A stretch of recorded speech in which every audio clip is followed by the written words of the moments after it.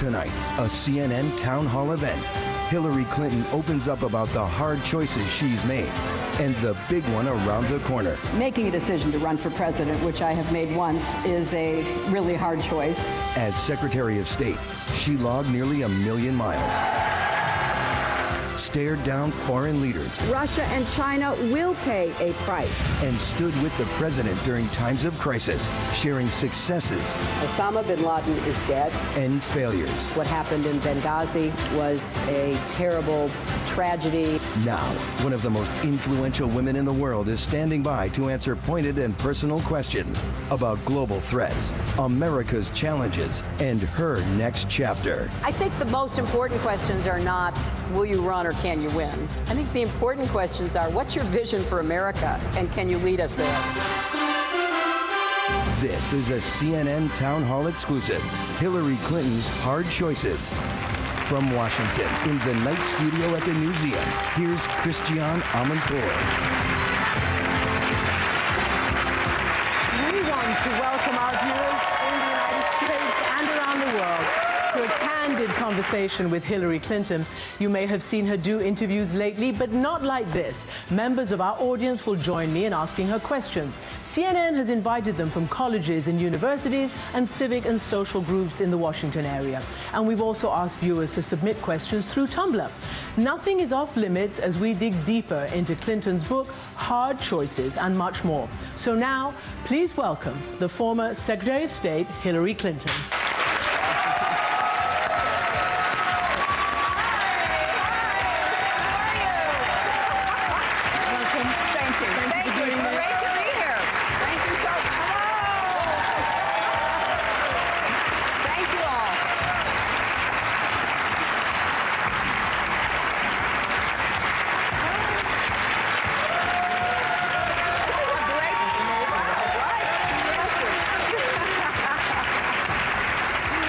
What a wonderful welcome. Thank you for being here. Well, thank you, and thanks to CNN for doing this. And I understand it's being broadcast all over the world. I had a friend from the Middle East saying they were having a watch party well, there you go. to see it tonight, at midnight there, by the way. Everybody wants to know what you have to say. And obviously, we have to start with the very important breaking news of the day. And that is the capture, the announcement of the capture and the charging and the eventual bringing to justice of one of the masterminds of the gang who killed your friend Chris Stevens and the 3 other Americans in Benghazi. First of all, your reaction to that? Well, I'm very pleased. This is another indication, as President Obama said in his statement today, that the United States has an unwavering commitment to bring to justice those who are responsible for attacks on Americans, no matter where they are, no matter how long it takes. It took, as you know, 10 years to bring Osama bin Laden to justice. It's taken more than 2 years to bring this perpetrator to justice. But Ahmed Abu Khalil has been very much, Qatala has been very much on the minds of our law enforcement, our military, and our intelligence professionals since that night in September of 2012. And obviously you've been asked so many questions about this so many times, but certainly some of the family are still very distraught.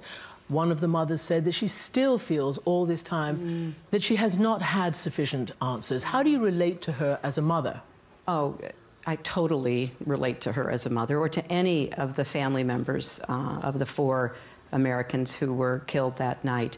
I can see why she and others are inconsolable. There have been, as you know, a number of investigations, including the independent one that the State Department commissioned, as well as many in Congress. There are answers, not all of them, not enough, frankly. I'm still looking for answers because it was a confusing and difficult time. But I would hope that every American would understand, number one, why we were there, because we need to be in dangerous places, and number 2, that we're doing the best we can to find out what happened. And I hope that fair-minded people will look at that seriously. What specifically do you still not know? There's a lot we don't know, Christiane, because now that we have Qatala in custody, hopefully we will learn more, at least from his perspective. The reason it takes long is to put together cases, which is what the FBI and other law enforcement agencies were doing. They have to piece it together just as we started piecing it together on the night of the attack. We want to know who was behind it, what the motivation of the leaders and the attackers happened to be. There are still some unanswered questions. It was, after all, the fog of war. But I'm absolutely convinced that the United States and all of our various agencies, with all of our professionals, including the Congress, is piecing together the best information we can find. Again, you've been asked so many questions. I want to ask you a question about Chris Stevens himself, who was clearly thought of by yourself and the State Department as the expert on Libya. In a previous interview, you said that he was in Benghazi that day of his own choosing. In retrospect, do you, knowing what you know now, would you perhaps not have given him such a long leash? Would you might have told him not to go to Benghazi on that day of all days?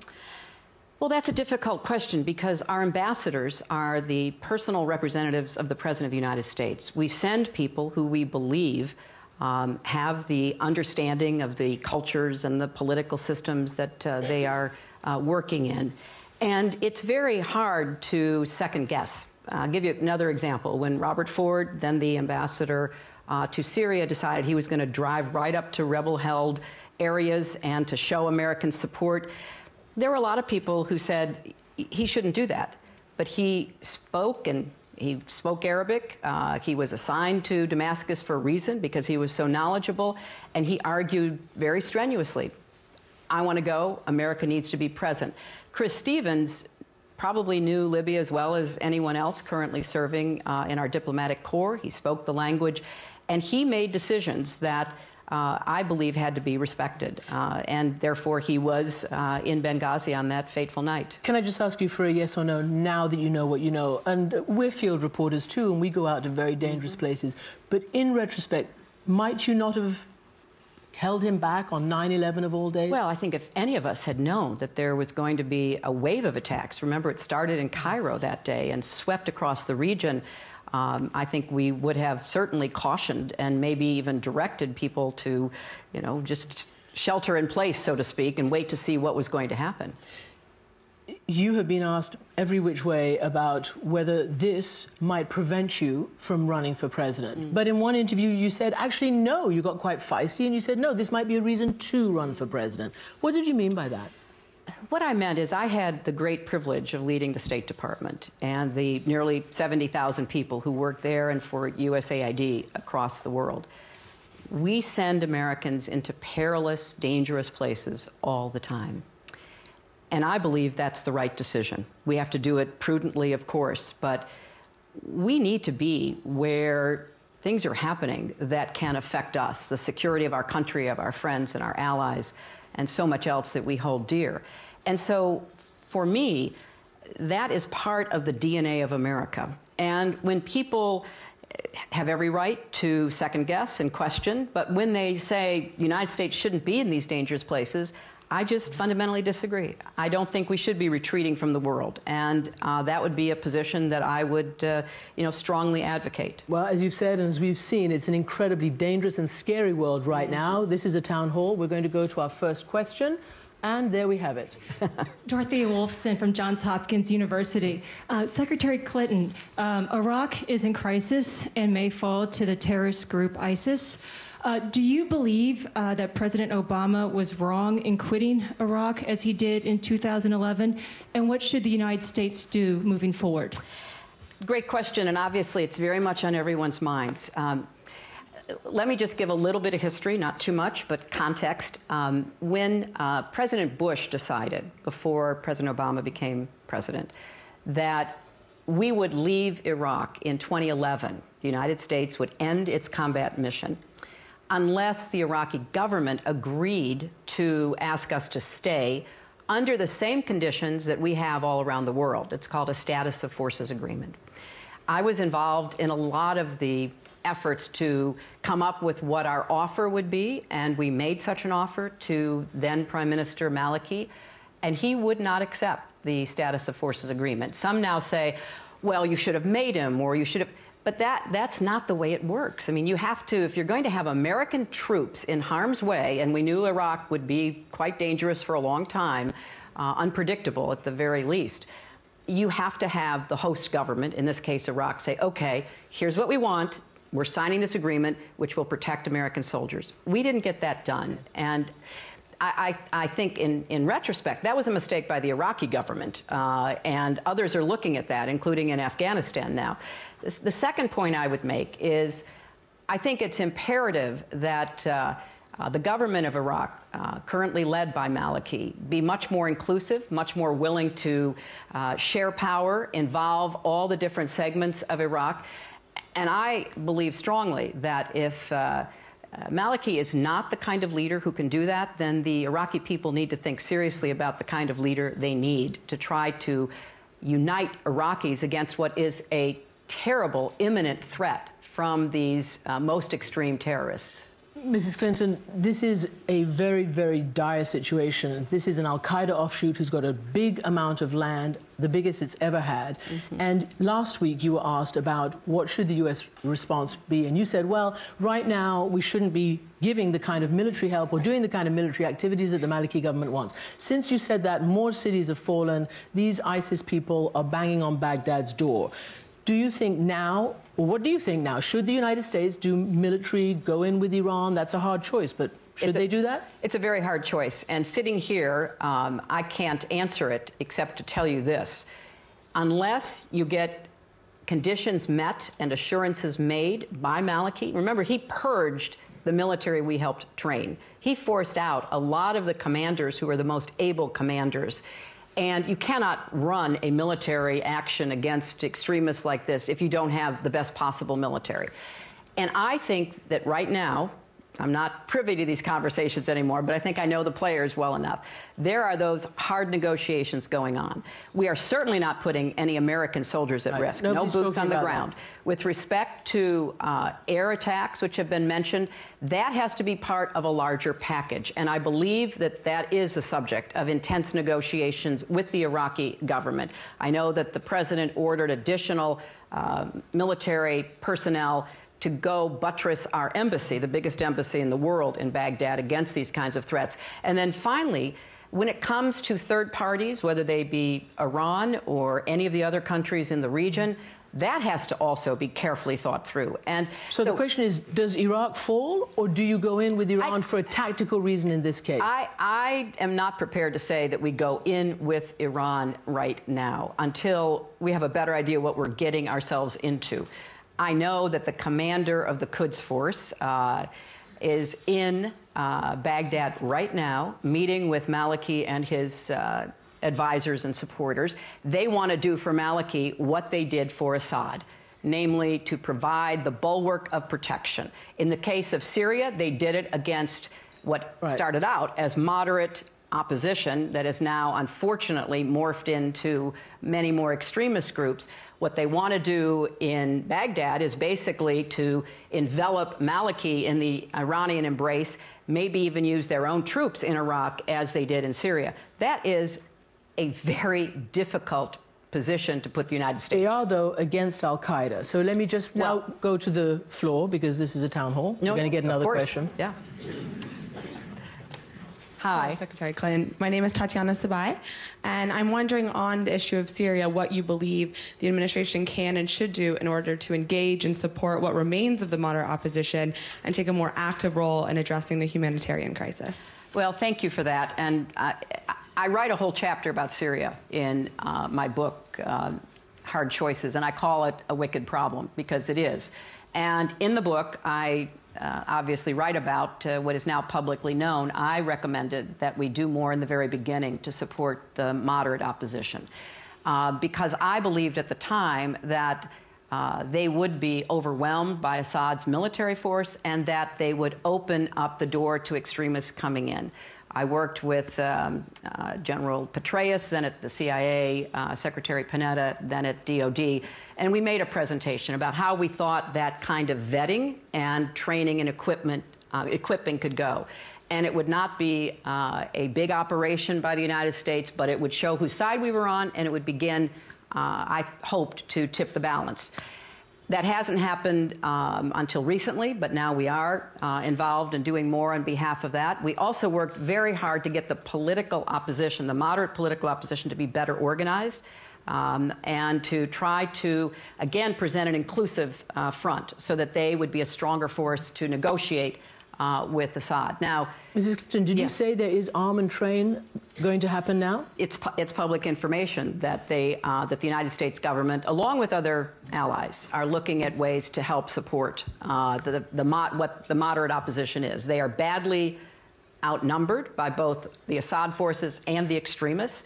I think now there are more than 1,000 Europeans who are fighting in Syria for the extremists. And I was going to ask you this, because after all the reporting I've done on this and the blowback and the backlash and all of those fears, the police commissioner of New York City summed it up the best recently in a way that Americans can understand, that this is the most dramatic threat since 9/11 and perhaps even bigger, that there could be an attack on New York and the United States in general, and also around many foreign capitals. You were turned down. Your idea and your plan with all those national security officials that you mentioned was turned down. Do you believe that if it hadn't been, you would have been able to prevent what's happening now? Isolate the extremists, as you said, was your goal. Prevent them from going across to creating an al-Qaeda state in Iraq 14 years after 9/11. It's very difficult in retrospect to say that would have prevented this. There were a lot of forces at work, as you well know. There were many different sources of revenue coming into these disparate extremist elements. Russia, Iran, Lebanese Hezbollah were supporting Assad. There were already many players in this very dangerous space.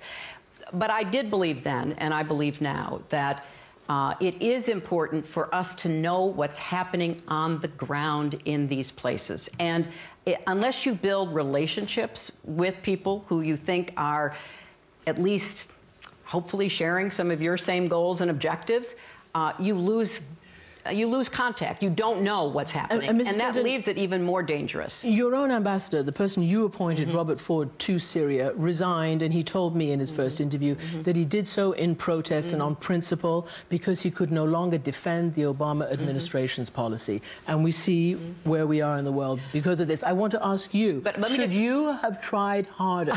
You were surrounded by the top national security people on a mission to stop terrorism. Should you have pushed harder? We pushed very hard. But as I say in my book, I believe that Harry Truman was right. The buck stops with the president, and the president had very legitimate concerns. And Robert Ford, as I mentioned earlier, was an exemplary ambassador. He did just an extraordinary job until we had to pull him out because of the danger. And I think in some of his interviews, even with you, he said the State Department was pushing, State Department, correct. But he said nobody else was listening. He said the White House wasn't listening. Well, we did, as I said, create a proposal that both the CIA and the Department of Defense supported.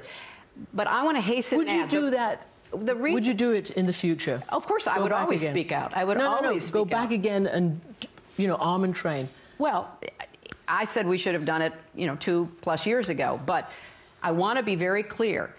These are difficult, hard choices. If it was so self-evident that everybody should have done this, we wouldn't be sitting here talking about what we didn't do, but we might be talking about consequences of what we did do. So you have people making these choices with imperfect information, trying to figure out what they hope will happen, what might happen, how to guard against contingencies. So clearly... To be fair, your own husband, President Clinton, said a couple of years ago, the longer you leave it, the more space for the bad actors.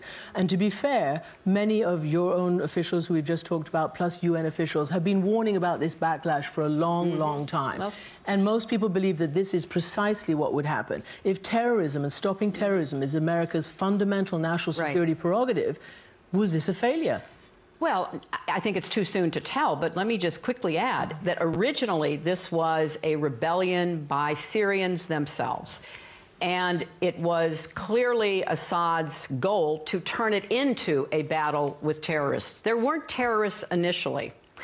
And what has happened, partly because of the brutality of the Assad regime, and also the conflict, the proxy conflict between Iran and others in the region, you had, unfortunately, money and equipment going to extremists. And so this problem was made much worse. Now, if we had gone in earlier and tried to help the so-called moderates, I'm not sure that it would have turned the tide, but I believed then that it was important for us to make clear that we were going to try to support them against Assad and also fill the vacuum that would be created in that territory. Which we're witnessing right now. Well, and we are witnessing right now. Yes. To another question from the audience. Sorry to be brutal, but we're going to get as many as we can.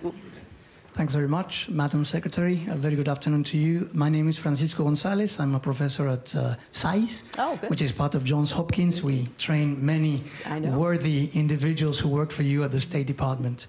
My question, bringing you back to the home front for a bit. By the time President Obama steps down, around 3 million individuals will have been deported under his watch. Sadly, but unsurprisingly, President Obama has come to be known among the growing Hispanic population in the U.S. as the deporter-in-chief. Thousands of hardworking families in the U.S. have been split by force as a consequence of this policy. If you were to re-enter politics, what would you do about this? Thank you. Well, even if I don't re-enter politics, I will continue speaking out for comprehensive immigration reform, both because I think the people who are here, who are raising families and working hard and contributing to our country, deserve a path to citizenship. I have believed that for many years. I have argued that in many different contexts. I also think that we have to understand the difficulty that President Obama finds himself in, because there are laws that impose certain obligations on him. And it was my understanding that the numbers have been moderating, in part as the Department of Homeland Security and other law enforcement officials understood that separating children from families, I mean, the horror of a father or a mother going to work and being picked up and immediately whisked away, and children coming home from school to an empty house and nobody can say where their mother or their father is. That is just not who we are as Americans. And so I do think that while we continue to make the case, which you know is very controversial in some quarters, that we have to reform our immigration system, and we needed to do it yesterday. That's why I approved of the bill that was passed in the Senate. We need to show humanity with respect to people who are working, contributing right now, and deporting them, leaving their children alone, or deporting an adolescent, doing anything that is so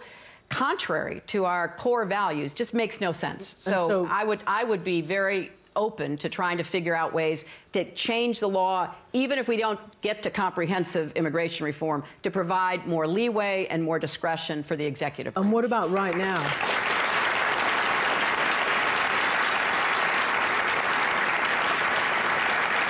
Such an important issue. And what about right now, as we're seeing these thousands of children come across, shunted off into makeshift shelters? It's horrible. Hard choice. Let them stay in the United States or send them back? Well, 2 quick points. One, the numbers are increasing dramatically. And the main reason I believe why that's happening is that the violence in certain of those Central American countries is increasing dramatically. And there is not sufficient law enforcement or will on the part of the governments of those countries to try to deal with this exponential increase in violence, drug trafficking, the drug cartels, and many children are fleeing from that violence. Should they be able to stay here? It's safer. It may be safer, but that's not the answer. I do not. So should they be sent back? Well, first of all, we have to provide the best emergency care we can provide. We have children 5 and 6 years old who have come up from Central America. We need to do more to provide border security in southern Mexico. They should be sent back now? Well, they should be sent back as soon as it can be determined who responsible adults and their families are, because there are concerns about whether all of them can be sent back, but I think all of them who can be should be reunited with their families. And just as Vice President Biden is arguing today in Central America, we've got to do more. I started this when I was secretary, to deal with the violence in this region, to deal with border security. But we have to send a clear message. Just because your child gets across the border, that doesn't mean the child gets to stay. So we don't want to send a message that is contrary to our laws or will encourage more children to make that dangerous journey. We're going to go on to a different topic, and this I'm going to read because it's from Tumblr, who we're partnering with. So here we go. Just to clarify, Was Hillary Clinton's anti-marriage equality stance in the 1990s, early 2000s a reflection of her own views at the time, or simply because she didn't think most American citizens were prepared to accept it? This was brought up on NPR's Fresh Air, but Clinton did not give a solid answer at the time. So, is it time for radical candor?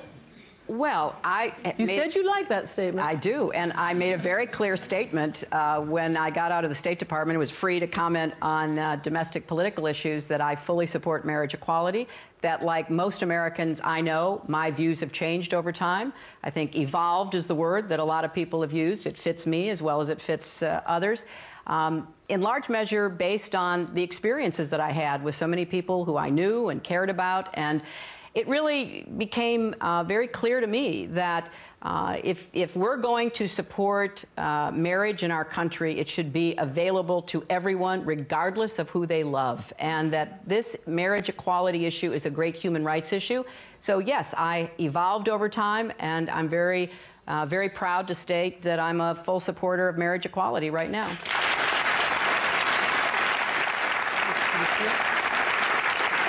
We have another Tumblr question, and this is about marijuana. Hillary, what are your outlooks? There are younger people here who could help me understand this and answer it. Go ahead. What are your outlooks on recreational and medicinal marijuana, and how does it make you feel that states are now legalizing pot for both uses?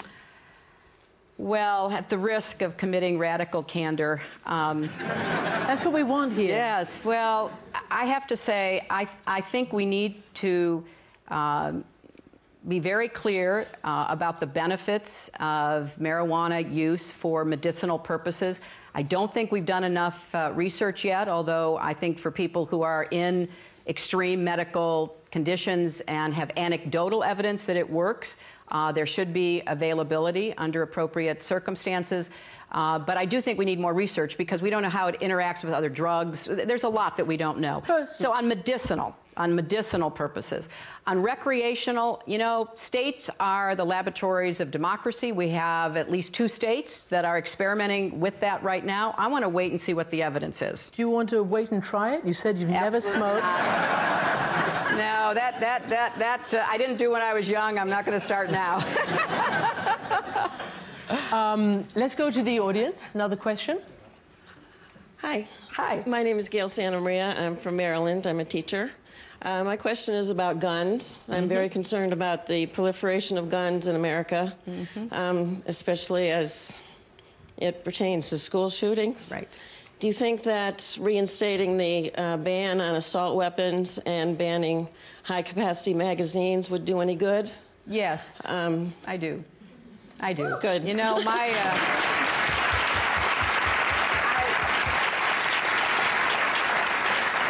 first of all, I think as a teacher or really any parent, what's been happening with these school shootings should cause everybody to just think hard.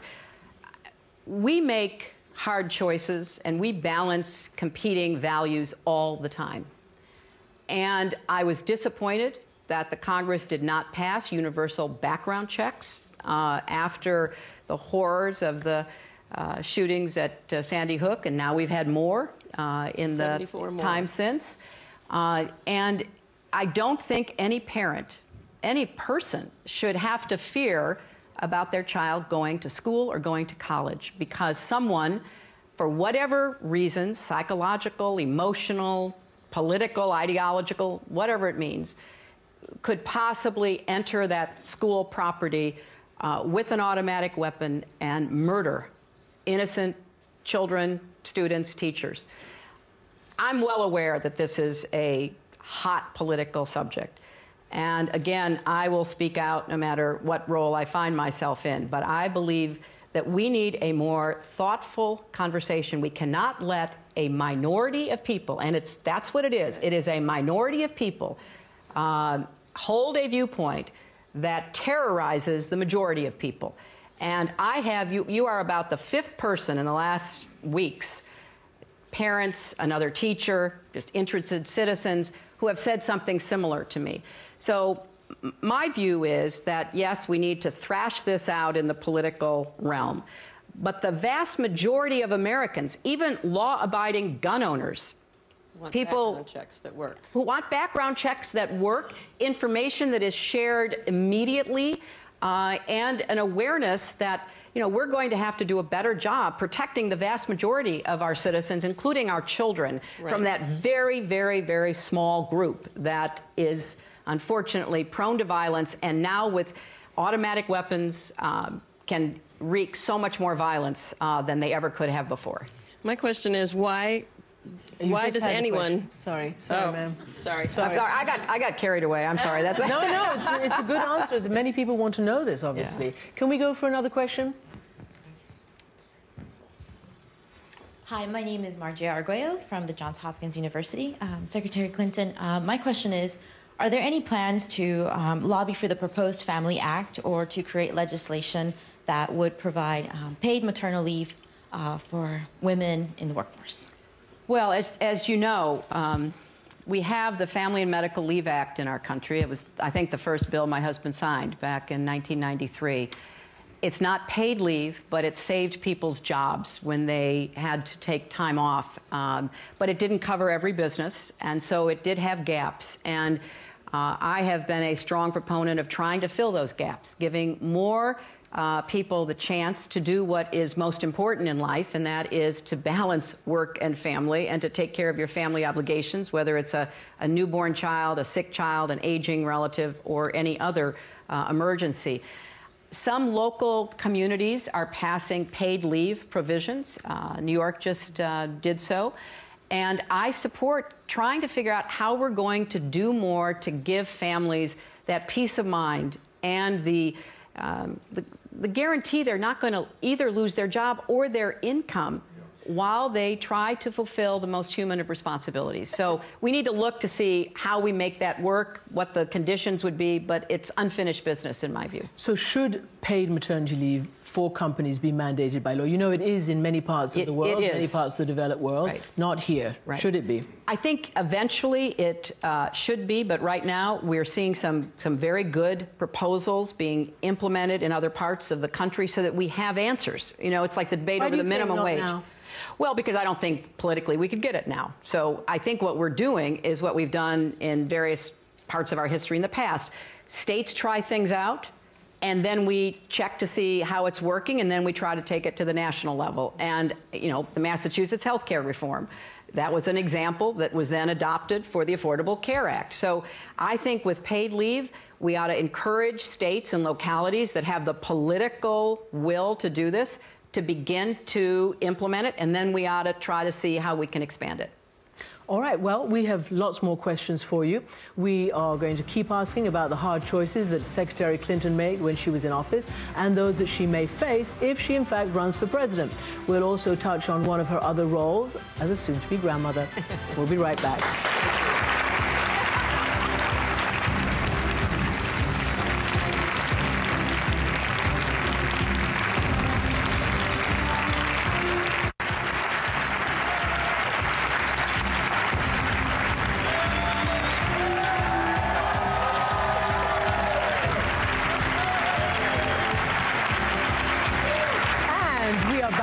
The former Secretary of State Hillary Clinton. She's talking about her new book, Hard Choices, and more. So welcome back, everybody, and we're going to go straight to our next question.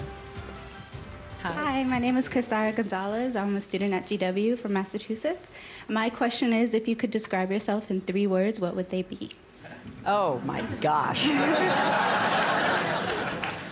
Oh, wow. Well, it would depend upon the mood I was in.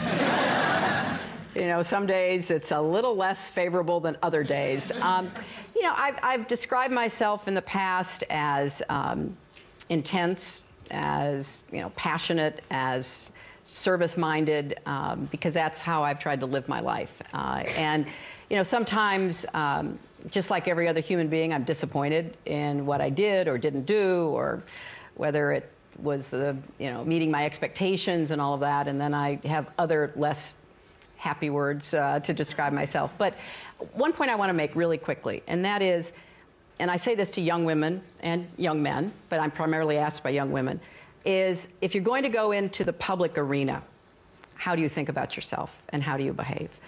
And there I think it's very important for you to take criticism seriously but not personally. And don't let yourself get pulled down by other people's opinions, because I think what you think about yourself, what you say to others about yourself, really does affect how you present yourself and eventually who you are. So I do try to stay positive about other people and myself. And when I find myself kind of getting into a mood, I think about my blessings, and I try to practice what is called the discipline of gratitude. So I'm grateful. That's probably the #1 word I would use. A lot to be grateful for, but how do you rate yourself on the taking criticism barometer? I've gotten better. I have had to really learn. Had to get better? I had to get better. But I also wanted to get better. I think when I was leading this perfectly kind of, ordinary life until my husband got into politics. And then all of a sudden, it was like a tsunami. People writing and saying and all kinds of critiques. I remember once walking down the center aisle of an event I was attending, and on the right, literally I could hear out of my right ear, "Oh, I love what she's wearing." And then, like a few steps later on my left, "I hate that outfit." So, I am like every other human being. I am susceptible to being criticized, but what I've really tried to do, I can be flattered. I wish it happened more often. Well, let me tell you, you are also competitive. That's another. Of course. Yes. Yes. You see how you sat up. I am. You are competitive. But I try to be competitive about things that matter. Fine. Well, things that matter, such as, are your competitive juices flowing for the chance to be the first female president of the United States of America? You can see why she's an experienced journalist. I've been asked this a million different ways. That was very clever. I didn't really see that coming. Radical candor. Radical candor, yes. I am thinking about all of the choices I face, and I'm trying not to get into the decision-making mode where I'm going pluses and minuses and the rest. I will make a decision, but I'm really most moved by what I think we need to do in the country. And as I said in my book, really, you've got to ask people who want to run for anything, but particularly president, what's your vision? What is your vision for our country? And do you think you can lead us there? Because those are two different questions. Some people can paint a beautiful vision, and thankfully, we can all learn from that. But then, can you, with the tenacity, the persistence, the getting knocked down, getting back up, resilience, can you lead us there? And, I was with my husband for 8 years. I saw how difficult that was. I have served President Obama for 4 years. He became a good friend of mine, and I see how difficult that is because people who don't agree with you try to tear you down because there's a lot at stake. It really matters what is going to happen, whether it's immigration or guns or income inequality or anything else. So I'm going to think about all that, but not right now. Right now, I want to talk about the choices that I saw and some that I made and the choices facing the country.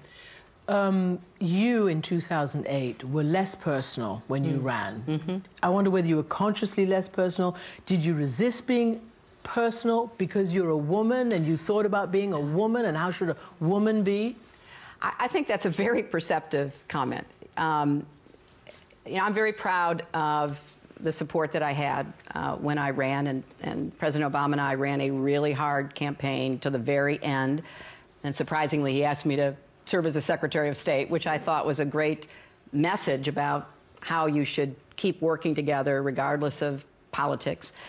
I think it was difficult to really gauge how I was presenting myself and being perceived. So I do believe that was an issue. I would be worrying about, well, what are people going to say and what do they mean and all the rest of that. And I think I'm beyond that. I can't say I'm never going to feel that. But I do believe that a woman in any high public position, whether it be journalism, politics, business, whatever, is always constantly being judged. And you then can fall into what is a kind of bad habit of constantly editing yourself. Instead of thinking about what you're trying to say, what you're trying to do, you know, you do worry about all of that personal, you know, all the personal stuff that goes with hair and makeup and clothes and, you know, all the drill. And, you know, I used to complain to the men I was running against. We would be meeting before debates, and I'd say, you know, it's really unfair. You guys get up, you take a shower, you shake your head, and you're ready. Why don't we just do that? Well, I've tried that too, as you might have noticed. Yes, indeed. Well, that was like that great moment when Jill Doherty, also on CNN at the time, you know, said, "Oh, you're going au naturel," and I said, "Yes." Well, say yes. Kind of yes, exactly. Yeah. So, but you write in your book something pretty funny. You talk about going to see Putin on something. Anyway, he takes you into his office, and he then asks if Bill Clinton would like to go tagging polar bears in the Arctic. Yes. Really macho, right? Yes. Yes. And you say, well, I'll see about his schedule, but otherwise I'll go. I did. Yeah, but the funny is that he gave you a funny look, as if this woman... Yes. Yeah. Right? Well, he and I have a long-distance verbal volleying relationship. You know, most recently, the volley came from him, and I've been trying to return it to him. That was over Ukraine? It was over Ukraine, and I have criticized him for the invasion and annexation of Crimea and the continuing destabilization of eastern Ukraine, which I think is very dangerous and just plain wrong in 2014 for European countries to be doing that. And also that I believe Russia has missed a great opportunity to really modernize its economy, not be dependent upon oil and gas, open it up more so it's not just, you know, in the possession of some of the oligarchs and cronies of Putin and so much else. Yeah, so he and I go back and forth. But that was a moment when I was able to make a connection with him, and that's why I write about it, because he always comes with an agenda. And if you ever see him on TV or in pictures, you know, he sits, you know, very kind of in a very aggressive way, and just listens and sort of stares at you. And he never really agrees or has anything like a back and forth conversation. It's very dismissive. So this had been going on with me in one of my meetings with him. But I knew that he cared about something I care about, which is wildlife conservation, particularly of endangered species. So I, out of the blue, we were talking about something that he was not happy to be talking about. And I finally said, well, you know, President Putin, I understand that you are trying to save the tigers and the polar bears and other endangered species. And he came awake. He sat up. He said, come with me. He marched me out of the room. We went down the stairs, down the long hall, into an office that surprised all of his security people, who jumped up, into an inner sanctum, just he and I, and we went way at the back of this room where he had this enormous map of Russia, and he said, let me show you where those endangered species are. And he was telling me about the tigers in Siberia and the polar bears and all of that. And then he said, I'm going to go up and tag them, and do you think your husband, Bill Clinton, would like to come? And I said, well, I don't know, I'll ask him, but he's pretty busy. But, you know, I'll come if he can't. It was not reciprocated. Yeah, but that's my point. If you were president and a woman, it would be weird to deal with him, do you think? No, because I think you have to deal with him with a combination of patience and persistence and strength. And therefore, change up is not all bad, trying to figure out how you can find any common ground. I mean, we have to stand our ground against him and his recent behavior, but we also need to keep trying to find common ground.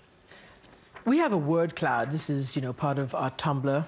And word clouds are really cool. And they show what people are thinking. And there is very, very large writing that says president. And quite large writing that says America, woman, and Clinton. Yes. So, right. This is what a lot of people are thinking. And I actually want to bring this up because I want to know whether you are evolving your decision as you talk and have so many interviews, because there was a thing you said to Diane Sawyer about Benghazi, which we talked about. This would make me more ready to run for president. And yesterday, to a Canadian broadcaster, you basically sounded like you were getting a lot closer. You said, we have, us Democrats, a good bench, so to speak, but they haven't gone through the fire.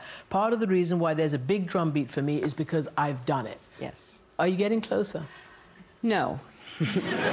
But I try to answer the questions in real time. So when I'm asked, are there other women who could run and be president, I say, yes, of course there are. And I'm very proud of that.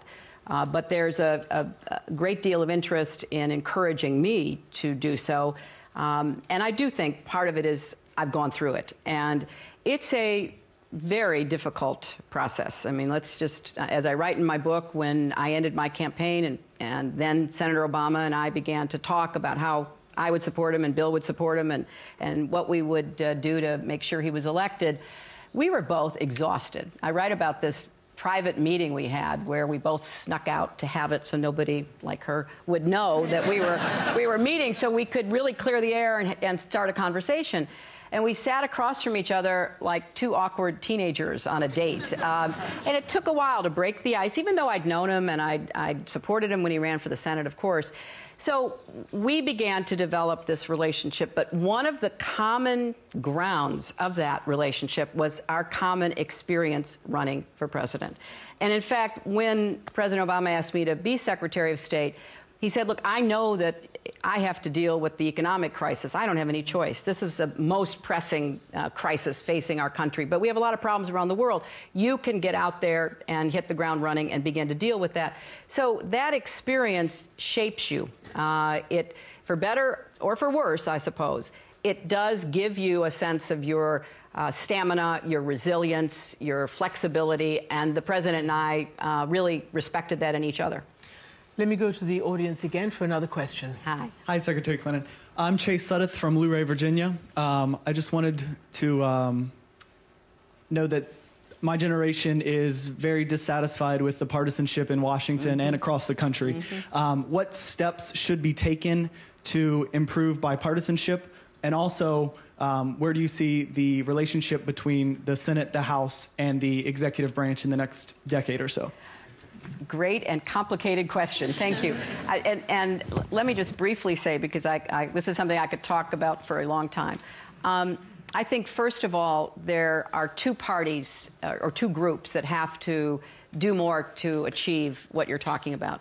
One are the elected officials and all the political operatives who support them, work for them, encourage them. And the other are all the rest of Americans who feel the way you do, that we need to figure out how we're going to work together. I mean, we remain this exceptional, indispensable nation. I saw that when I traveled the world, and yet we're appearing too often like we can't ever get together and solve our problems and make a difference. So citizens have to demand that and not get turned off by it. I want to stress that, particularly for young people. You know, you look at it and you think, I don't want any part of that. I don't even want to vote. Why encourage these people? That's exactly the wrong response, because then that leaves the ground for politics to the people who have really strong opinions that you may not agree with. So please, become, if not remain, involved in politics. And then, secondly, on the leaders themselves, I think we have to do more to build some relationships. And I say that, and it should be obvious, people work together, they're in the House, they're in the Senate, but I was a senator for 8 years. And you get caught up in representing your state. You work with your peers, but you don't go to dinner with them all the time the way it used to happen between Republicans and Democrats. So we have to do more. And we saw a good example of that when my friend Patty Murray, senator from Washington, chair of the Budget Committee in the Senate, worked out a deal with Congressman Paul Ryan from Wisconsin, chair of the Budget Committee in the House. And how did they do it? They didn't do it by storming each other's offices with aides who were saying my way or no way. They did it by sitting down, having a meal, getting to know each other, listening to each other. It sounds so simple, but it's what I also tried to do as Secretary of State. You cannot ask people to make hard choices if they don't really know you and you haven't developed a level of trust and understanding, even though you may disagree, because that's the only way you can chisel away at the disagreement to reach some kind of agreement. And that's what both the senator and the congressman did, and we need much, much more of that. Can I just ask you, follow up? Senator Jay Rockefeller said recently, and he suggested basically that some of the political opposition to President Obama could have something to do with the color of his skin. Do you agree with that? What do you think about that? Well, I can't read the minds of all of the opposition, but some of it is virulent and really, in my view, quite detached from the job that not only this president is doing, but any president has to do. It's a really hard job. And you're not going to agree, I don't care who you are, with everything any president does. And so there are many reasons why people are opposed to political figures. I felt when I ran in 2008 that there were people who were opposed to me because I was a woman. So you have to really try to keep getting up every day and doing the best you can. That's what President Obama has done. And he is trying, like the capture today, that was months in the making. And he had to make the decision, once again, to send Americans into harm's way to try to detain the leader of the attack against Benghazi. He has to shut out a lot of the other stuff that's going on to have the concentration to be able to make those hard choices. So if someone wants to dislike a president, remember, 60% is a landslide. That if you get that kind of vote, that means 40%, 4 out of 10 people don't like you. And you have to know that. Because even if you get to 60%, which is hard to do, you're operating on a margin where 4 out of 10 are never going to be happy or satisfied. Do you think some of that is latent racism, vestiges of racism, as some people have said? Well, I know that I don't want to say that I verify that, because that would be generalizing too broadly. I believe that there are people who have trouble with ethnicity, with race, with gender, with sexual orientation, you name it. And therefore, they are not developing a reasoned opinion, even if it's an opinion in opposition, but they are reacting on a kind of visceral, stereotypical basis, and that's unfortunate. Can I ask you, you brought up the capture in Benghazi. I want to ask you about Afghanistan related to Iraq. You must be pretty worried about that. And really my question is, how do you think a political timetable for a withdrawal from Afghanistan is going to work out any better than it has in Iraq? A lot of people are incredibly worried. And I spent a lot of time writing about Afghanistan in my book, because I was deeply involved in a lot of the most difficult decisions. I think what the president has directed, that we will keep a follow-on force there after our combat mission ends. Because remember... But only till 2016. Well, let's... You think it could go on longer? I think knowing the president and knowing how he carefully analyzes situations, depending upon who is elected president of Afghanistan, depending upon the bilateral security agreement. Remember, I talked about the lack of one in Iraq. Well, this but they've said they will sign it. Both the candidates have said they will sign it. They will. And so do you think it's vital in view of what's happened in Iraq? Absolutely, it's vital. It's vital that they, number one, sign it. Stay. Well, it's vital that they sign it. It's vital that they continue to unify the country and to increase the capacity of the Afghan security forces. So I would only say this. If in 2016 you have a president and a government in Afghanistan that appears to be doing everything it can to maintain security and provide services to its people, and they were to come not only to the United States, but remember, NATO has an enduring presence, and they were to say, we hope you will continue to help us in this way, that kind of thoughtful conversation will not be rejected, in my opinion. We are going to go to a completely different subject. Maybe, maybe not. It's a Tumblr question, and it's from Savannah. Do you and Bill have differing opinions when it comes to any political matter? And if so, which ones? Well, I practiced law for a long time, and there's such a thing called the marital privilege. Where you do not testify against your spouse. Bill and I... You disagreed with him on Edward Snowden recently. You said it. I did. He said that he was an imperfect messenger for important ideas, right. And you said, I disagree with you. Yes, I did. And we have this discussion at home. We are constantly sharing ideas and perceptions. We have, I think, an agreeable general kind of view about our country and the work that we think needs to happen in order to keep the American dream alive and give particularly young people a chance to have the same opportunities we had. But we don't agree in lockstep. We have a lot of differences. And I think that it kind of keeps the conversation going. We never run out of issues to talk about. Well, and there are plenty of them. So, lightning round, hard choices. Okay.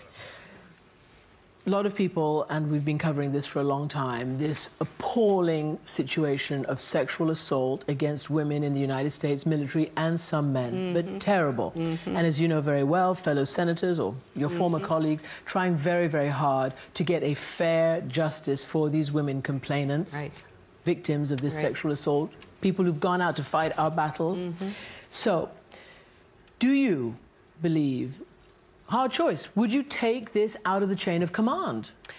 Well, I supported my friend Kirsten Gillibrand, and she wanted to take it out of the chain of command. And remember, it's not only women, it's men who've been assaulted as well. But mostly women. Mostly women, that's right.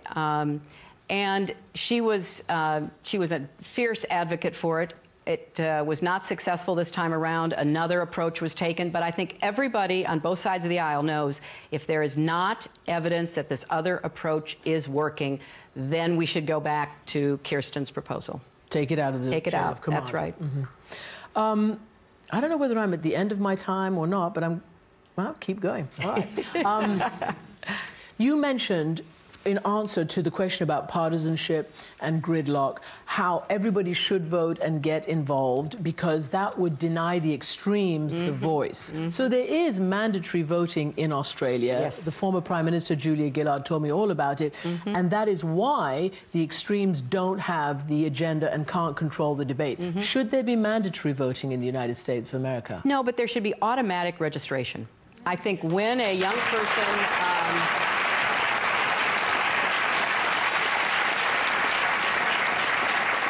when a young person turns 18, that young person should be registered to vote. And I deplore the efforts by some to restrict the right to vote, making it more difficult.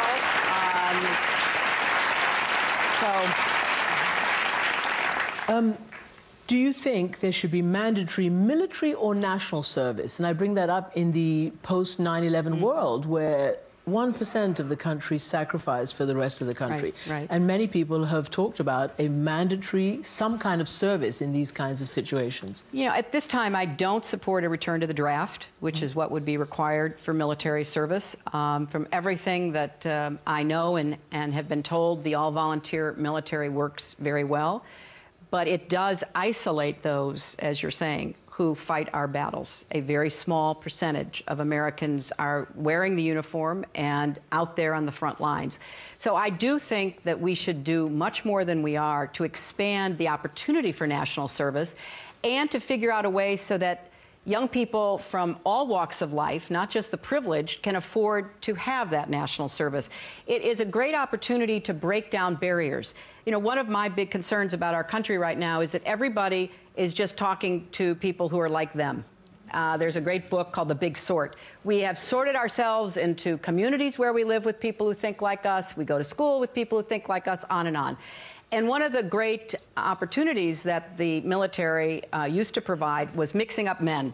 You know, it wasn't women so much in those days, but people from all over, all walks of life, every kind of American. We've lost that, and I think it's one of the reasons why we have such really disagreeable politics, because people can't put themselves in the shoes of someone else. So I would like to see more broadly available service and some way to make sure that all young people are not shut out because they can't afford to take the time to do that. And finally, we're going to go to our last Tumblr question from Will Jackson. Why run, he says. Why would you run for such a dangerous and very stressful job when you have a precious grandbaby on the way? Retire, relax, enjoy life. Well, that's on the ledger. Well, and actually, I've said this a few times earlier in interviews. I'm not making a decision in part because I do have this very exciting, life-changing experience coming up in the fall. I don't want to be looking past it. You know, I don't want to be meeting my new grandchild and having somebody calling me and saying, oh, you got to do this, that, and the other in order to make this decision. I'm just not going to do that. So I will make this decision based on how I feel about it and what I believe I can do. But I'm not going to be rushed to do it because this Tumblr... Can I not rush you? No. Hard choice? It is a hard choice. The ultimate hard choice? Grandmother or the possibility of being the first female president of the United States of America? Well, there have been there have been a lot of grandfathers who've done it. Precisely. Yeah, exactly. So maybe it's not a choice. Maybe it's not a hard choice. It's a personal hard choice. All right. On that note... Oh, thank you. Thank you very much. Thank you all very much. So, I do want to thank Secretary Clinton for sharing her time and her thoughts with us. You can read more about her experiences as we've been talking. Her book, Hard Choices. Thank you also to our audience and to our viewers here and around the world for joining us. And for everyone at CNN, good night.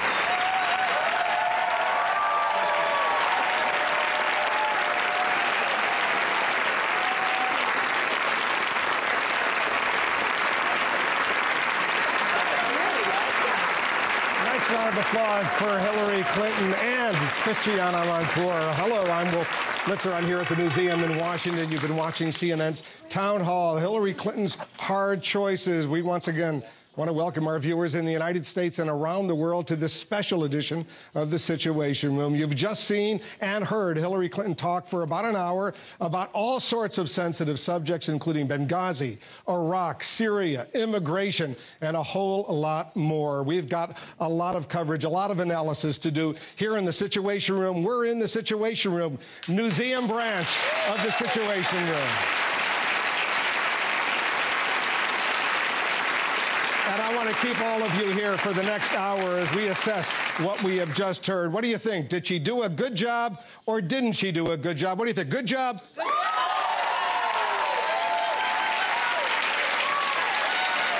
I think they think she did a pretty good job. Let's bring in our chief Washington correspondent, the anchor of the lead, Jake Tapper. He's got some thoughts on what we just heard. Nice round of applause for Jake. Thanks. Come on over here, Jake. What do you think? How did she do? First of all, she said hard choices a lot. I don't know if you picked up on that. She was trying to sell a book. That's the title of the book, Hard Choices. And for those people who have read the book, a lot of the anecdotes she shared are very much from that. I've seen her in a lot of different formats. This was her at her best campaign format. She was on message. And really tried to relate to the audience in some moments, especially when she talked about being a woman in leadership. There were a couple moments where you could tell she really was speaking in a way that was not as a candidate, especially I'm thinking about when she talked about the gun lobby and referred to them as terrorizing, a radical minority terrorizing the majority. But it was certainly, Christiane did a fantastic job. We should give applause to Christiane.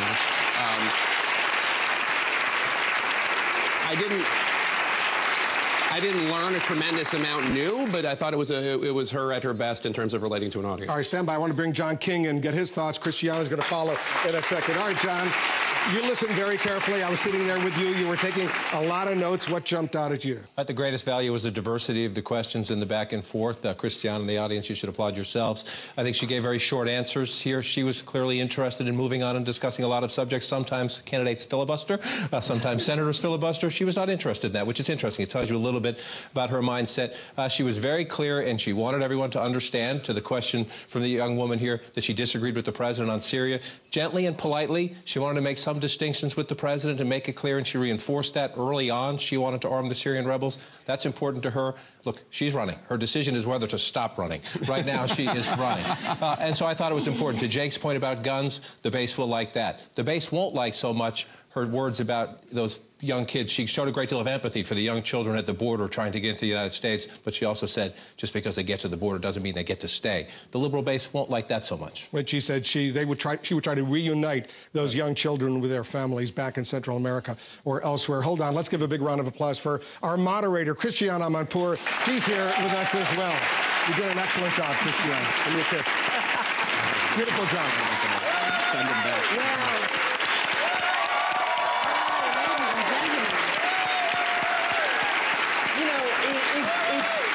Because you want to ask a whole load of hard questions, but what I honestly, genuinely think, it is so valuable to hear what people want to ask her and not just what we want to ask her.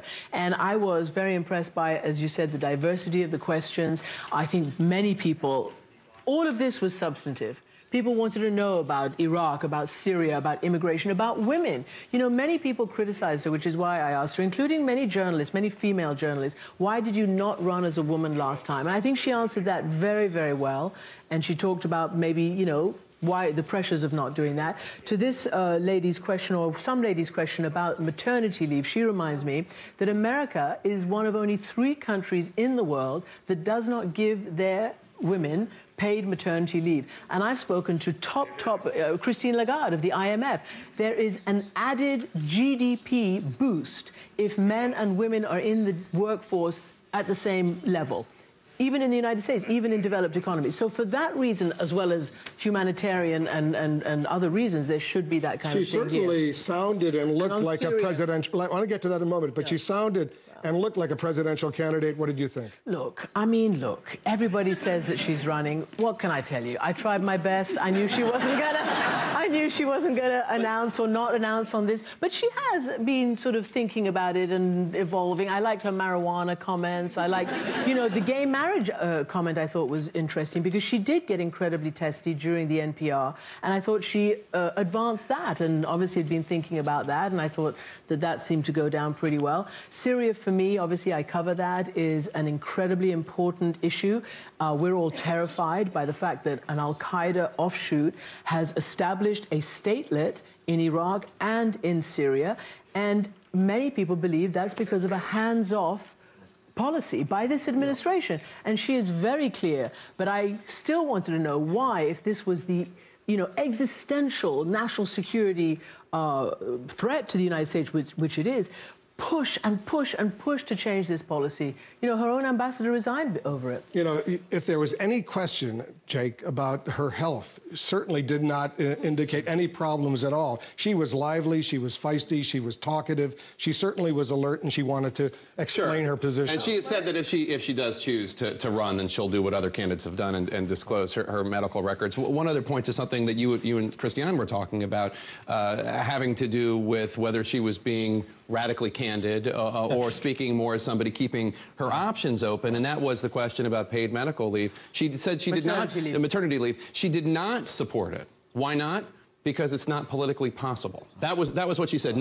It wasn't a statement of principle, as we heard from Christiane. It was we can't have it done, so I'm not going to come out in favor of it right now, which I thought was interesting. Let the states try it and let's see as everything happens in this country. I don't know. Listen, I come from Europe, where we have very generous paid maternity leaves, where we have a universal health care, where we do pay taxes in order to have, you know, these kinds of things. So we sort of take it for granted. And 5-month vacations also. But these points are very interesting because people always try to put Hillary Clinton in a box, and she has constantly evolved. We all evolved, but she has evolved in a very public way.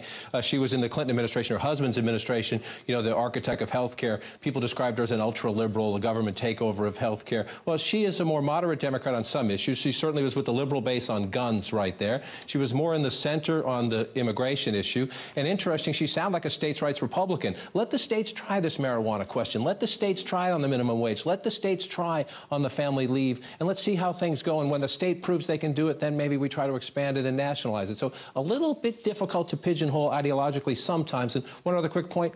She has a great sense of humor. She doesn't always get to show it. We did see some of that here today. Whether you like her or not, she's pretty funny. She's got a good sense of humor, indeed. All right, guys, hold on for a moment. We've got a lot of analysis coming up here in our special Situation Room, including Hillary Clinton talking about her plans for 2016. It's public information.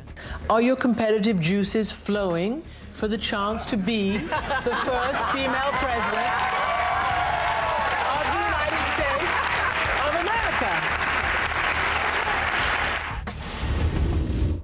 There have been, as you know, a number of investigations, including the independent one that the State Department commissioned, as well as many in Congress.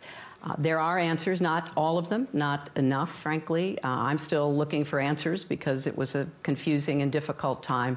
But I would hope that every American would understand, number one, why we were there, because we need to be in dangerous places, and number two, that we're doing the best we can to find out what happened. And I hope that fair-minded people will look at that seriously.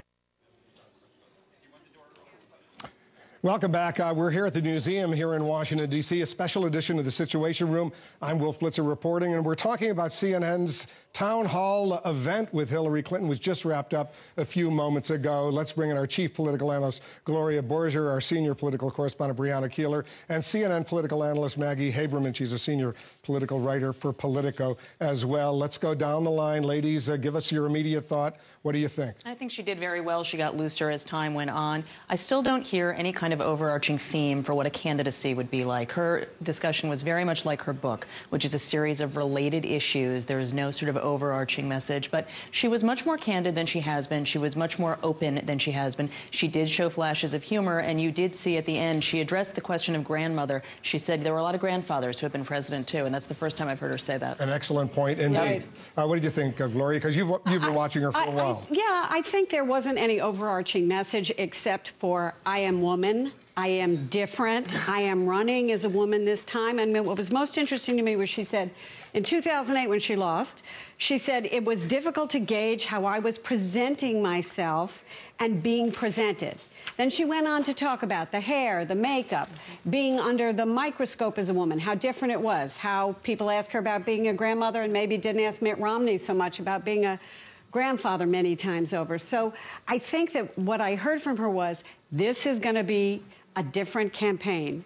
She is running on her experience, but she's also appealing to women as a woman. Brianna, you've been covering her now for a while as well. Did you see some outbursts of a desire to be the first woman president of the United States? Well, I think when you kind of, I think you see her really keeping not just the door open, but sort of everything is geared to me. I see towards running unless she decides not to. To me, it seems very apparent at this point that that is where her mind is. What struck me, though, is if she is going to run, and this is to your point, Maggie, she sort of raised the question herself, what is your vision?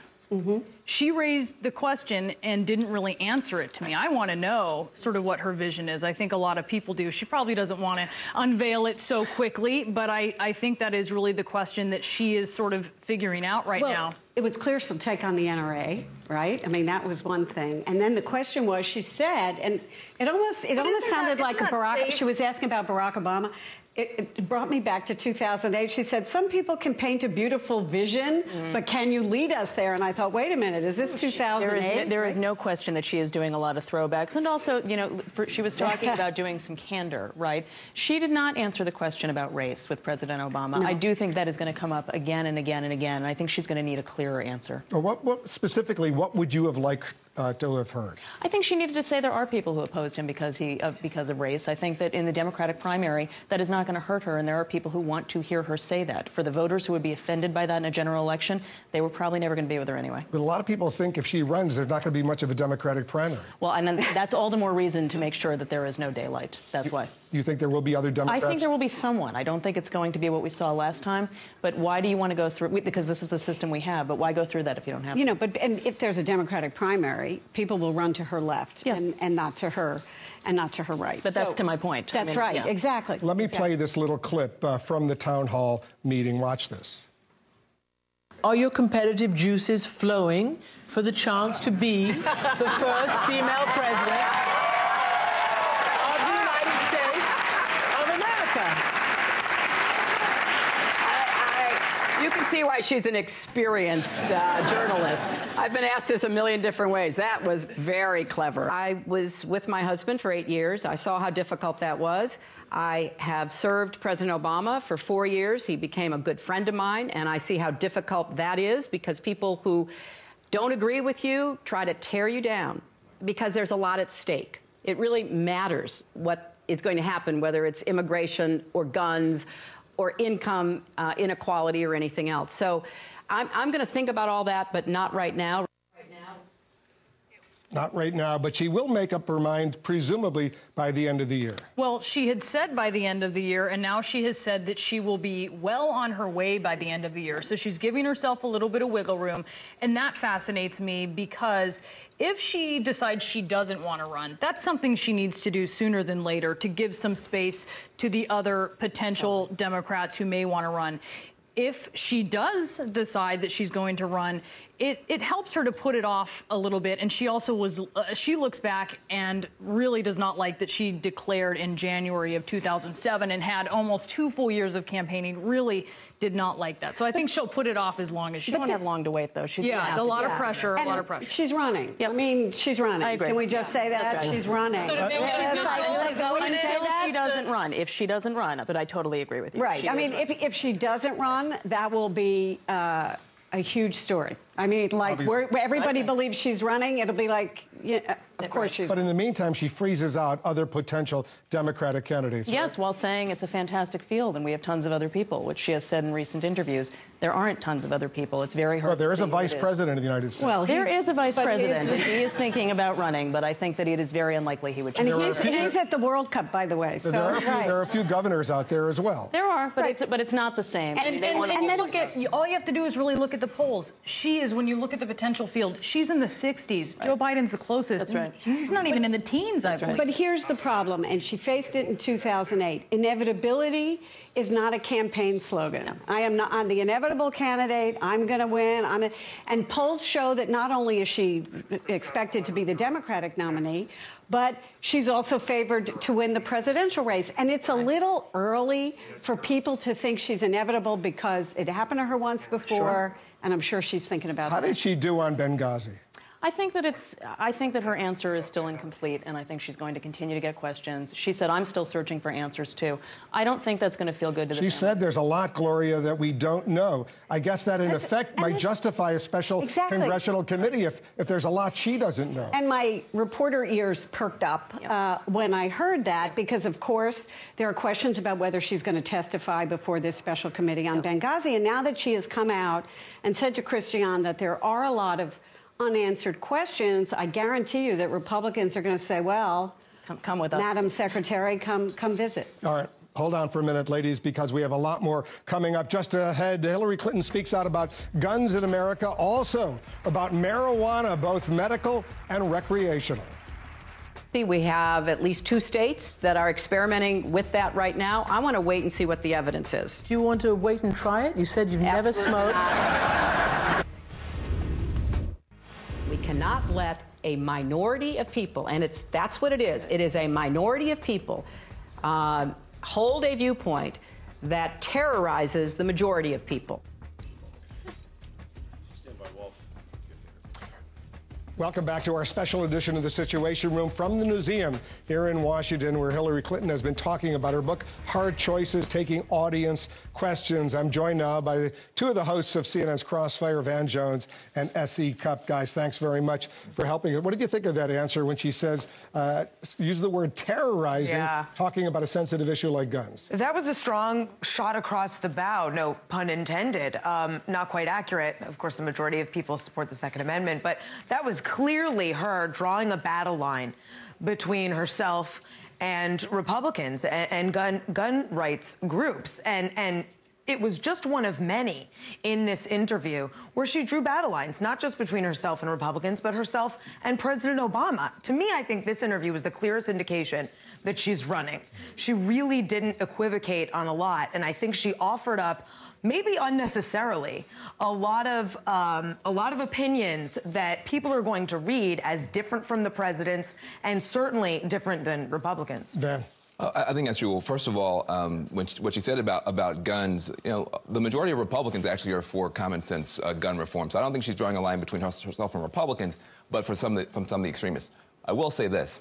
She came as close to throwing President Obama under the bus on his foreign policy as I've heard any Democrat do. On the issue of Syria? On the issue of Syria. She is clear that she's looking down the road and she sees a situation where Syria gets worse and worse, and she does not want to be saddled with whatever mistakes Obama may have made. But she's got to be very careful.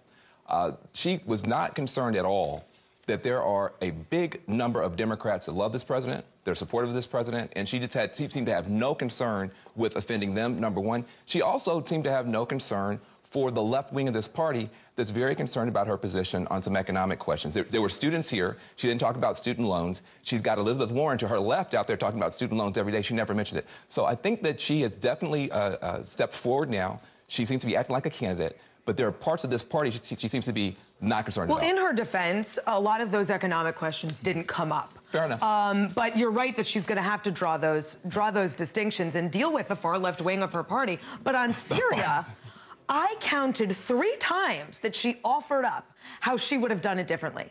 3 times. She also said on foreign policy in general, I don't believe we should be retreating from the world. I think that was a clear ding at President Obama's withdrawal from Iraq and Afghanistan and the problems that that might create. She drew some distance between her immigration position and the president's. Even on marijuana, she seemed less certain than the president. Hold on for 1 second. I want to bring Gail Santa Maria, the public school educator who asked Hillary Clinton about that question about guns. Did you get a satisfactory answer? Hi. I did. I thought she was very definitive about bringing back the ban on assault weapons and maybe even a ban on high-capacity magazines, which nobody needs. Nobody needs those except to kill people more quickly. You teach where? I teach in Montgomery County. So are you afraid of what has happened that we've seen at Sandy Hook and elsewhere? Do you go to school every day worried about that? I do not. I do not. But every time there's an incident on TV, I mean, there have been 74 school shootings since Sandy Hook. If Sandy Hook isn't going to convince people to get rid of assault weapons and high-capacity magazines, looking at those 20 Let me just say those numbers aren't accurate, but more to the point, Democrats really suffered, and Hillary Clinton knows this, Democrats really suffered the last time they enacted an assault weapon ban. There were a lot of Democrats who were thrown out of office the last time that passed. It came up again. No one wanted to do it. There just isn't the political will. And while we all take these issues seriously, we've got to approach it from a different I give her credit for 2 things. way. I give her credit for standing up to the gun lobby. I think that's a very important thing for her to do. It shows some courage. I also give her credit. She raised something I've never heard anybody raise before. Automatic registration for every American when they turn 18. That I thought was very, very smart. To vote. Yeah. Automatic, not for guns. Not for guns. Not for guns. For voting. But that was really, really inspiring because there has been this concern that there's a concerted effort on the part of Republicans to push down on the right to vote. And she came with something I think probably would have bipartisan appeal. I'll give her credit for both. It was a good answer. A majority of Americans, all the polls show, want better background checks, but they can't even enact that. That hasn't even gone forward. No, the politics of this is, I mean, first of all, there are facts on gun control that really just don't bear some of this out. However, the politics is so tough on this issue right now that it's just impossible to get a coalition around that. And the conversation really needs to shift to mental health. And even Democrats are recognizing. Gail Santa Maria, thanks for doing an excellent job teaching. Thanks for your question. We'll take a quick break. Much more of our special coverage coming up. Hillary Clinton on Iraq. Should the U.S. team up with one of its most bitter foes to stop the insurgent attacks? I am not prepared to say that we go in with Iran right now. So the question is, does Iraq fall, or do you go in with Iran for a tactical reason in this case? I am not prepared to say that we go in with Iran right now until we have a better idea what we're getting ourselves into. We're back with a special edition of the Situation Room. We're here at the Newseum in Washington, D.C. The subject, CNN's town hall with Hillary Clinton. Let's bring in our chief national security correspondent, Jim Sciutto, our foreign affairs reporter, Elise Labott, and our chief congressional correspondent, Dana Bash. So she says she's not, there was some sort of sideline discussions yesterday between the U.S. and Iran. She's not ready to cooperate with Iran on Iraq, at least not yet. No, it's not that surprising an answer, right? I mean, you know, at risk of saying she may be running for office, it's a political answer because that's a risky thing to support, talking to Iran about what's going on in Iraq. And I think we saw that on some of the answers, for instance, on Iraq. What should the U.S. do? Should the U.S. carry out military strikes there? She said yes, as part of a broader program. That's a position that's consistent with the administration's position right now. In the foreign policy sphere, where she did go further, certainly I think was on Syria, though, saying that making the point, which is true, that she disagreed with the president 2 years ago, and calling out the president, saying it was his decision. Elise, listen carefully. I'm going to play that clip where she clearly makes it obvious she and the president disagreed a couple of years ago. If we had gone in earlier and tried to help the so-called moderates, I'm not sure that it would have turned the tide, but I believed then that it was important for us to make clear that we were going to try to support them against Assad and also fill the vacuum that would be created in that territory. She obviously disagreed with the president on a sensitive issue like that, and clearly, but I guess the thrust of what she was suggesting, if they would have listened to her, the president, maybe the problems in Iraq right now would not have developed. And she said it a couple of times, right? She said, well, we made that argument 2 years ago, and look at the situation that we have now. And I thought what was really interesting is that I covered her when she was Secretary of State. Very rarely was there even a hint of any disagreement with the president. But here I think she really wanted to distinguish herself from the president as someone not only who was a little bit more muscular, saying that we need to have and also more thoughtful, that we need to have a more comprehensive strategy. We can't cede the ground to Iran and Hezbollah and Syria. We need to be there. And I thought actually the most interesting example of that when Christiane asked her about Benghazi, and when she said that serving in these dangerous places is part of the U.S. DNA, and that we can't be retreating. And that's one of the biggest criticisms that you see right now of the Obama administration, that they're retreating from around the world. It's interesting because the answer about retreating from the world was specific to U.S. embassies in response to attacks like this, but I think there was a bigger message there, exactly. A veiled or not too veiled criticism. Dana, how's it going to play up on the Hill, what she said today? Well, I mean, let's just talk about the most politically explosive issue, which is Benghazi. The fact that she said that there are still unanswered questions is music to Trey Gowdy's ears. Trey Gowdy is the Republican who's been tapped to lead a select committee on Benghazi, much to the chagrin of many Democrats who see it as just a political exercise. So, you know, she's basically making the point for Republicans, which they're not going to, you know, the Democrats are not going to love. And I'm guessing that in retrospect, she thinks she wished that she phrased it a little bit differently. But I do think, just going back to your first question about Iran, this is really shaping up to be an issue that doesn't necessarily fall on the political lines that it has traditionally fallen on. Lindsey Graham, senator from South Carolina, who is no dove, said this weekend to CNN that he thinks that the U.S. should be working, having direct talks to deal with Iraq, because it's just that important, because he's so concerned about the embassy personnel in Iraq. But he just to sort of give you the politics, just call it out for what it is, he just won a primary in his state 2 days before he talked to us. Hillary Clinton is thinking long-term about primaries that she has, and maybe some fundraising she's going to need to do from people who don't like her. On Benghazi, she uttered these words: there's a lot we don't know, which I'm sure a lot of the people on the Hill, the Republicans especially, who want more and more hearings on Benghazi, that's going to be music to their ears, as you correctly point out, guys. Don't go too far away. Just ahead, lots more questions. On Tumblr for Hillary Clinton, what were people most interested in knowing? The word cloud gives us an idea.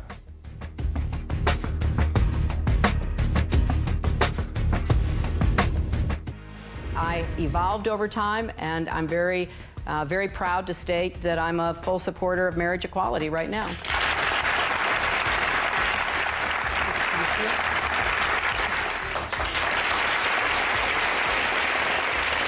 We're back here at the Newseum in Washington, D.C. for a special edition of the Situation Room. I'm Wolf Blitzer reporting. We're talking about CNN's town hall with Hillary Clinton, which just took place.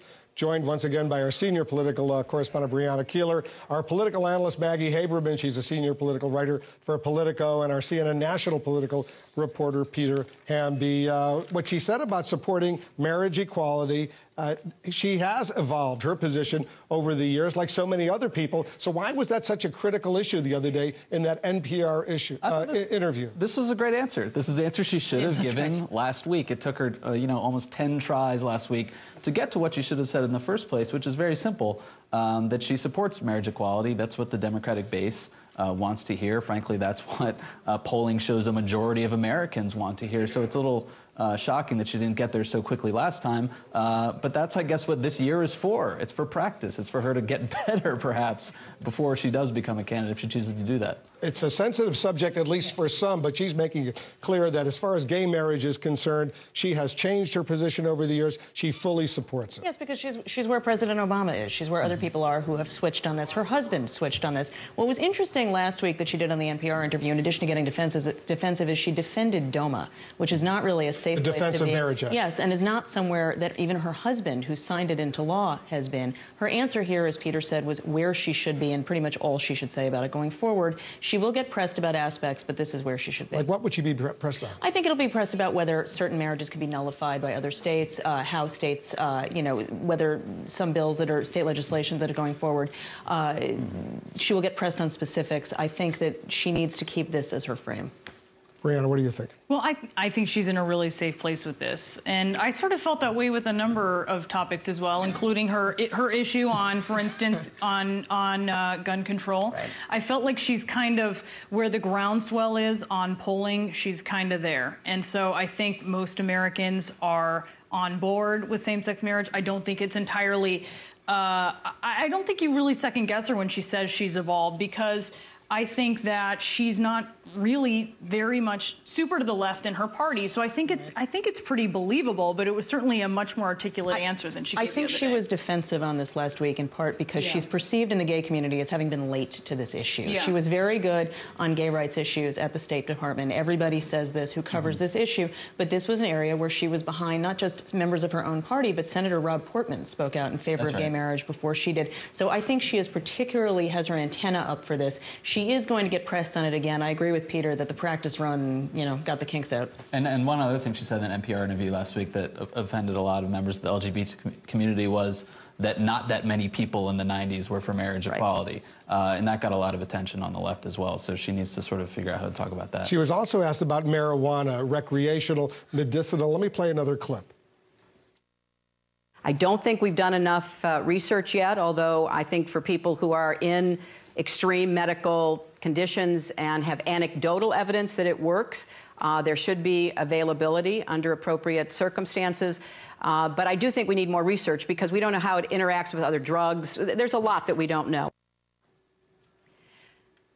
And then Christiane asked, but you haven't smoked. And she said, I didn't do it when I was young. I'm not going to start doing it now. And I sort of believe her on that because I think, well, I just think that actually, I don't think Americans have, when her husband ran, it was a big deal, but I didn't inhale, right? He said it was a big deal. It's not that big of a deal anymore. I was sort of joking, now it's it's fine to be president, I guess, and have done drugs. President Obama has been pretty out there about it, but she seems to kind of have all the bases covered on this one, right? It's like, wait for more research, but it should be available. And then when it comes to recreational use, well, states are the laboratory, but we should also wait and see. Which your point, by the way, is that is not a very often heard Democratic answer in terms of what you hear candidates say. That's what you hear Republican governors say about, the states are our laboratories for innovation and so forth. I did think that was one of the real generational moments in the town hall when she said she has never smoked marijuana before. I totally believe her, and I think it caught a lot of people by surprise. But, I think a lot of people sort of growing up when she did grow up, I think a lot of people did. Oh, really? I do think that. I think it was acceptable then. This answer to me was revealing and typical of many answers in this town hall, in that she masked caution with a lot of charm and laughter, and she felt very comfortable without saying much of anything. Remember, she'd walked into that answer talking about radical candor, and then didn't really answer the question. And we saw that with some other things, with deportations. And look, that's vintage Hillary Clinton. She is extremely cautious, but she is charming and is able to sort of sell that in a setting like this especially. That is different, though. I mean, she was not always great at even sort of the canned candor. She was better at that, I think, now and in this town hall than she was at many points. That's fair. She's very good in these town hall meetings. I remember when she was running for the Senate in New York State, after she was the first lady, I hosted a town hall with her at the State University of New York at Buffalo, my alma mater. And she did very well then. She did very well today as well. Our guys, stand by. We have a lot more coming up. Hillary Clinton's encounter with a squirrel and why that got the Twitter world all abuzz. To be able to make those hard choices in my book, Hard Choices. It's a very hard choice. These are difficult, hard choices. We make hard choices, and we balance competing values all the time.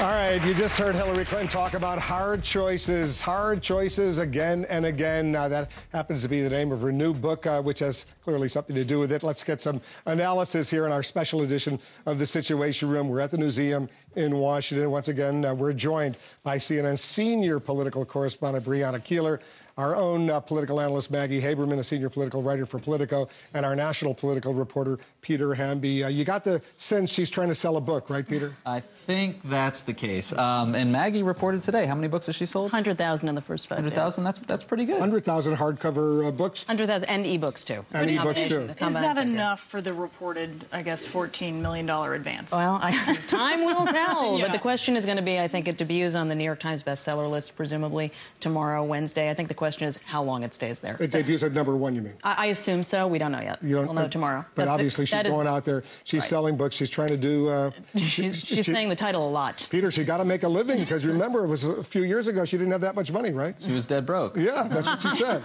So she's making some money right now. Exactly. Nothing wrong with that. You get the sense, though, that it's not just a campaign to sell the book. It's a campaign to start something else. And I also think it might be a campaign to kind of connect in a way. In 2008, she didn't really connect. It was to her detriment. She realizes that. She talked about it today, especially talking about herself as a woman. And now she's getting really comfortable kind of in that space.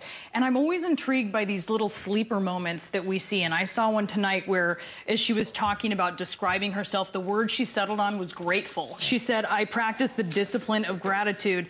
That was straight up like Oprah speak to me. I thought that she was really trying to connect with women. And what this book does, what this book tour does, is it allows her to delay actively campaigning for Democrats, because Lord knows Democrats in all kinds of states, Senate, House races, Gov races, are asking her to come and campaign. Listen to this. She received a very warm welcome here inside the Newseum at the CNN Global Town Hall. But outside, she was greeted, look at the video, by a protester from the Republican National Committee. The person was in a squirrel costume wearing a T-shirt that read, "Another Clinton in the White House is nuts."